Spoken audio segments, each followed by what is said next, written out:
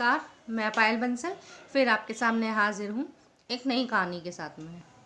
एक परिवार होता है जो काफ़ी अमीर होता है। उसमें घर में 6 सदस्य होते हैं, दादा दादी, माता पिता और पोता पोती। काफ़ी अच्छे से उनकी ज़िंदगी चल रही होती है। उन्हें जो भी कुछ चाहिए होता है बहुत आसानी से प्राप्त हो जाता है, क्योंकि उनके पास किसी चीज़ की कोई कमी नहीं होती है। अचानक एक दिन व्यापार में बहुत ज़्यादा लॉस हो जाने यानी कि हानि हो जाने की वजह से वो सड़क पर आ जाते हैं। सड़क पर आने का मतलब ये है कि घर पे रहते हैं पर सब कुछ ख़त्म हो चुका होता है। खाने के लिए भी बहुत ज़्यादा परेशानियों का सामना करना पड़ रहा होता है। माता पिता अपने बच्चों के लिए भी कुछ खास नहीं कर पाते हैं। जीवन निर्वाह बस बहुत परेशानियों के साथ चल रहा होता है। एक दिन वो रात्रि में सो रहे होते हैं तो 4 बजे के आसपास सुबह के मोहल्ले में शोर सा मचने लगता है। ये बच्चा किसका है?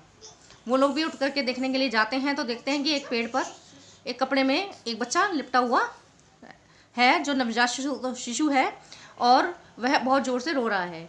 कोई आगे नहीं बढ़ता है, बस वही लोग आगे बढ़कर उस बच्चे को ऊपर से पेड़ पे से उतारते हैं और देखते हैं तो वह एक लड़की होती है और एक कन्या होती है और वह एक नवजात शिशु यानी कि जन्म लेते ही कोई उसे छोड़ गया होता है। खून से लथपथ होती है तो उसे साफ भी नहीं किया गया होता है और उसे वहाँ पे छोड़ जाता है।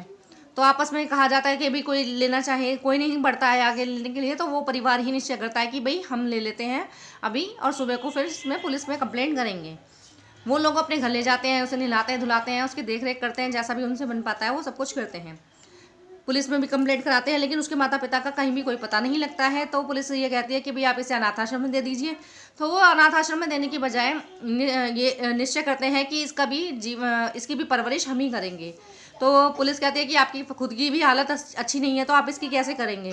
वो कहने लगी जैसे हमारे इन दोनों बच्चों की होगी वैसे ही हम करेंगे। आस पड़ोस के लोग भी समझाते हैं कि क्यों इस एक लड़की का और बोझ अपने ऊपर बढ़ाते हो, इसे मत लो।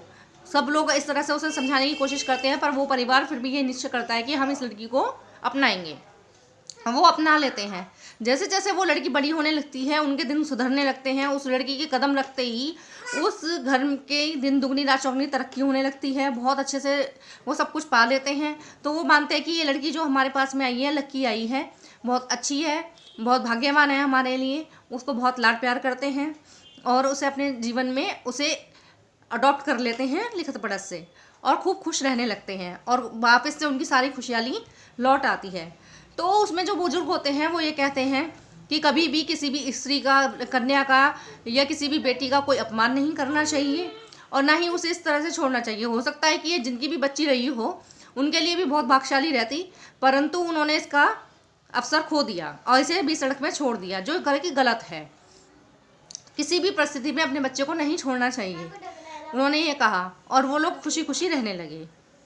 इस कहानी को कहने का सिर्फ यही है एक मतलब अर्थ कि आप स्त्री का हर हाल में सम्मान कीजिए। ना जाने वो लक्ष्मी किस रूप में आपके घर में आए, जैसे कि उनके घर में उस रूप में आई। और अपनी संतान को कहीं भी बीच रास्ते में ना छोड़िए। अगर आपको मेरी बात समझ में आई हो तो प्लीज़ लाइक शेयर कमेंट कीजिए। धन्यवाद।